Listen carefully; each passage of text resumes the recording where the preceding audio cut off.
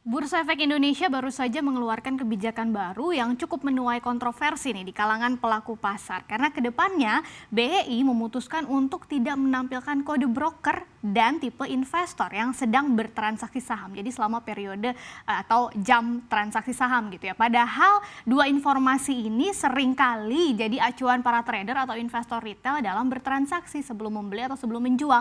Apa sih sebetulnya alasan dari otoritas bursa menerapkan kebijakan ini? Bagaimana juga respon pelaku pasar, seperti apa dilema penghapusan kode broker ini kita akan bahas bersama. Jadi penghapusan kode broker ini rencananya akan mulai berlaku tuh tanggal 26 Juli 2021. Baru 6 bulan selanjutnya itu diikuti dengan penutupan tipe investornya ya, apakah itu investor domestik atau investor asing. Jadi setelah aturan ini berlaku, nanti investor tidak lagi bisa melihat anggota bursa mana yang mentransaksikan saham tertentu, tapi informasi ini baru bisa terlihat di akhir perdagangan gitu, bukan saat jam perdagangan. Nah, menurut otoritas bursa ini ada beberapa pertimbangan di balik kebijakan ini. Yang paling utama adalah untuk mengurangi adanya kebiasaan investor yang ikut-ikutan dalam tanda kutip ya, atau ada investor yang sengaja menggiring alias herding behavior dalam bertransaksi saham. Jadi supaya tata kelola pasarnya tuh nanti lebih baik lagi gitu. Selain itu dari segi teknis juga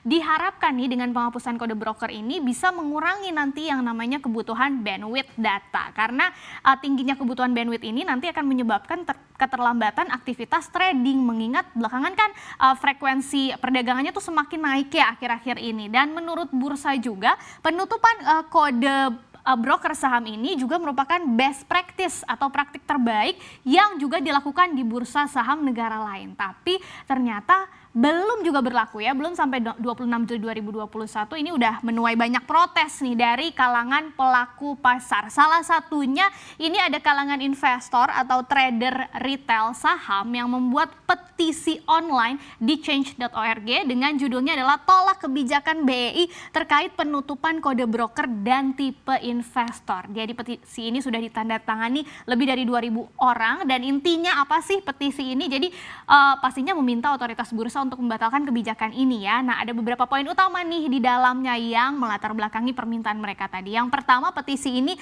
mengingatkan bahwa tahun 2021 ini aja udah jadi tahun yang cukup menantang loh bagi para investor retail ya, yang kita tahu harga saham rata-ratanya sudah naik tinggi dibandingkan dengan tahun-tahun sebelumnya. Kemudian menurut petisi ini juga kebijakan baru BEI ini dinilai sangat tidak berpihak atau bahkan merugikan investor atau trader retail ya. Kenapa? Karena memang kita tahu di mana informasi broker summary dan tipe investor ini merupakan salah satu data penting yang dilakukan, yang digunakan oleh para trader untuk bisa membeli suatu saham atau juga menjual suatu saham, khususnya nih dengan analisis yang disebut dengan bandarmologi. Jadi dengan menganalisis perilaku transaksi broker atau investor-investor asing atau domestik juga yang bisa menggerakkan pasar gitu ya saat jam transaksi bursa.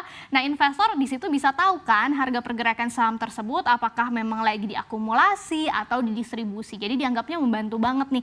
Artinya kalau BEI nanti betul-betul menutup kode brokernya dan tipe investornya, jadi kita nggak tahu pas jam perdagangan bursa, menurut penulis petisi ini yang berasal dari Bunga Trader, itu BEI sama saja menutup mata para trader atau investor tadi dalam jual beli saham, sehingga analisisnya justru kurang maksimal dan malah bisa mengakibatkan kerugian gitu ya, dikhawatirkannya. Selain itu dengan penghapusan kode broker kemudian juga tipe investor tadi, BEI justru berpotensi nanti kehilangan transaksi harian nih menurut penulis petisi ini, karena pastinya akan menurun drastis jika kebijakan ini diterapkan ya. Tapi selain petisi online ini, beberapa pelaku pasar lain juga ikut buka suara tentang kebijakan baru Bursa Efek Indonesia ini nantinya. Salah satunya adalah tanggapan dari Hasan Zain Mahmud, ini Direktur Utama Bursa Efek Jakarta periode pertama waktu itu. Jadi menurut Hasan ini rencana otoritas bursa berpotensi menurunkan kualitas transparansi dan level playing field pelaku pasar ya. Kita lihat menurut dia mayoritas retail ini adalah traders dan sering mengambil keputusan hanya berdasarkan info kode broker atau juga tipe investornya ya. Jadi katanya menghapus info tersebut ya ekuivalen atau sama saja tadi dengan dengan menutup mata pemain retail mirip seperti isi petisi tadi ya saat masuk ke lapangan pertandingan. Pada saat yang sama justru malah menyembunyikan dan melindungi pihak bandar yang dikhawatirkan oleh bursa tadi ya.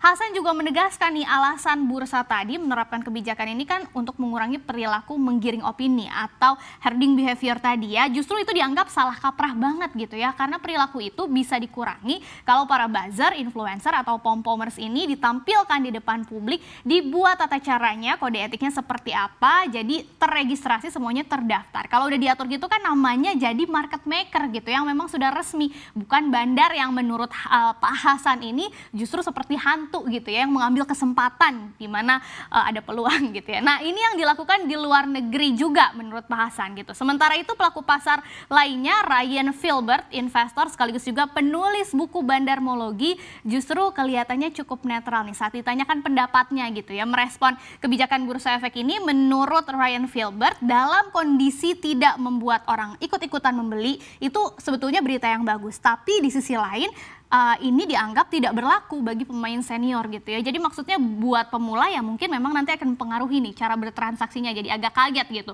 Tapi buat pemain lama atau senior-senior itu nggak berpengaruh, karena menurut Ryan Filbert proses distribusi atau akumulasi itu sebenarnya nggak related dengan nama-nama broker tadi ya. Kalau bursa tadi alasannya kan kebijakan ini best practice-nya di negara-negara lain gitu ya. Kan kita jadi bertanya-tanya. Tadi juga Pak Hasan bilang sebetulnya di negara lain ada yang berbeda gitu ya. Seperti apa sih praktiknya?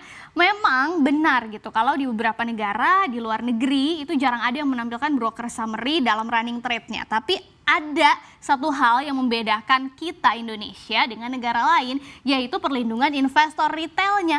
Misalnya kita lihat di Bursa Amerika Serikat, Wall Street, di mana perlindungannya itu betul-betul ketat ya terhadap investor retail. Jadi kalau ada aksi goreng-menggoreng saham atau kejahatan pasar modal lain, otomatis itu pasti dipastikan sang bandarnya akan segera diperiksa oleh istilahnya OJK-nya Amerika Serikat, itu namanya Securities and Exchange Commission gitu ya. Misalnya ada beberapa kasus yang sudah terciduk oleh SEC ini. Misalnya ada kasus cornering, pump and dump saham IPO, Stratton Oakmont waktu itu juga masuk ke film Wolf of Wall Street kalau ada yang sudah nonton gitu ya. Kemudian ada juga kasus Enron, ini eksekutif perusahaan yang memasukkan laporan keuangannya untuk menjual sahamnya di harga atas. Kemudian ada kasus Park Financial Group juga, ada kasus Langbar International juga, sampai juga kasus investor retailnya aja itu yang melakukan aksi pump and dump, yaitu Jonathan Lebet, ini juga terciduk oleh SEC dan dipenjarakan gitu ya semuanya ini, atau membayar denda dengan nominal jumbo. Ini kan beda gitu kalau kita lihat dengan kondisi kita di dalam negeri, bursa dalam negeri gitu ya, yang sepertinya agak kurang gitu dalam menangani kejahatan pasar modal yang terindikasi banyak terjadi di pasar modal gitu ya. Contohnya ya saham-saham IPO kita lihat suka naiknya sampai liar banget berhari-hari, atau ada beberapa saham-saham yang kita tahu itu digoreng gitu istilahnya ya, saham-saham gorengan. Ini regulator biasanya ya cuma menetapkan saham tersebut masuk ke dalam kategori UMA, Unusual Market Activity. Ini kan peringatan aja bahwa ada aktivitas pergerakan saham yang tidak wajar, atau paling mentok ya disuspensi sahamnya gitu ya. Jadi nggak ada tindakan lebih lanjut lagi. Artinya kalau tadi mau dibandingkan atau mau mengikuti best practice-nya dari negara lain, ada PR besar nih yang harus dipikirkan oleh otoritas bursa. Bagaimana perlindungan investor retailnya tadi harus diperketat lagi. Jangan sampai tadi seperti kata Pak Hasan ya, Direktur BEJ yang pertama, bahwa kebijakan ini nantinya malah merugikan investor retail dan melindungi justru sang bandar yang tadi dikhawatirkan dapat mengganggu aktivitas pasar.